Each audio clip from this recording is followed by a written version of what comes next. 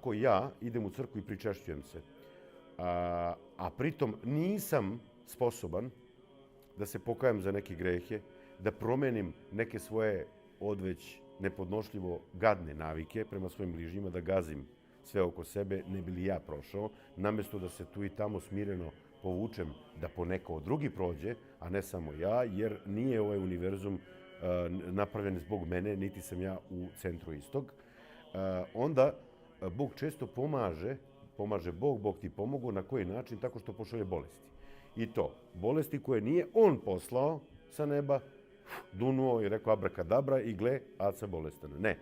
Nego je dopustio Aci koji recimo loše jede, loše spava, nervira se, sekira se jer je maloveran, jer nije po njegovoj volji, jer je histeričan i onda jede sebe, nervni sistem se sveti telu, telo udara u najslabije delove, to bi u Acinom slučaju bio stomak i onda imam stomačne probleme. I sad bi rekao, Bog mi poslao stomačne. Ne, ja sam sebi pravim stomačne probleme jer se loše odnosim prema svome zdravlju, a upravo moje strasti, moje maloverija i moje neupakovane u Bogu navike me dovode do tih loših strasti. Bog samo dopušta da posljedice mojih loših izbora za malo zemana u mom životu meni u jednoj ili dve epizode igrane serije mog života presude.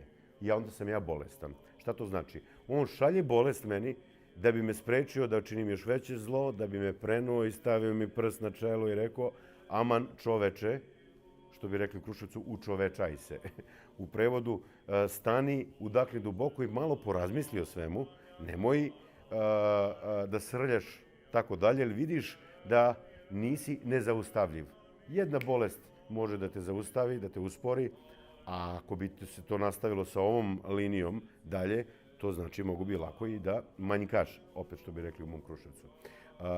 Tako da, bolest može da bude i faktor iznenađujućeg i vrlo dobrodošlog otrežnjenja čoveku i zato Bog često i dopušta bolest, da bolest zapravo bude dobro čoveku koji izabere da mu bolest bude dobro.